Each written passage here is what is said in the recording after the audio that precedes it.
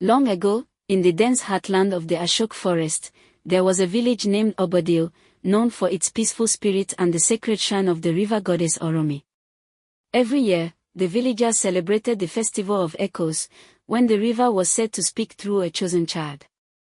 This year, however, something was wrong. The rains had come too early. The yam harvest had failed. And the sacred drum, carved from the Ifueko tree by the first ancestors, cracked on its own under the full moon. The village elders whispered of a broken pact. Something, or someone, had disturbed the ancient covenant between Obodil and the spirit world. And then came the dreams.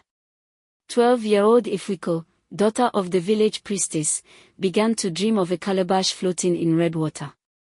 Every night it drifted closer. Every night, a woman's voice called her name. Ifueko. Find me. Free me. Her mother, Mama Omenera, forbade her from speaking of the dreams.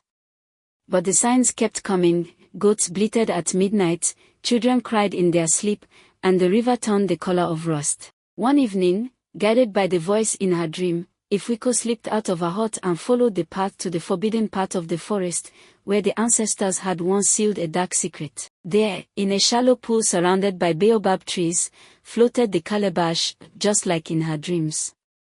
As she reached for it, the sky split with thunder, and a powerful gust knocked her into the water.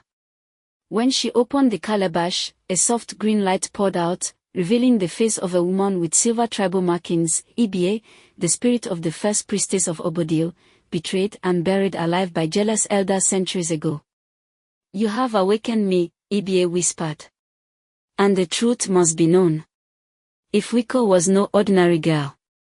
She carried the reincarnated spirit of Ibe herself. The ancestors had hidden her truth to maintain control. But now, with the covenant broken, the balance between the living and the dead had to be restored. She returned to the village, calabash in hand, eyes glowing with ancestral fire. Elders tried to deny her claims, until the river rose unnaturally high and flooded the sacred shrine, washing away their lies. At the climax of the Festival of Echoes, Ifueko stood before the people, flanked by thunder and wind. She poured libation, broke the calabash, and released the truth. The ghost of Ibe stood tall among them, revealing each elder's betrayal and the curse that had fallen upon the land. Those who were guilty were marked by fireflies and banished.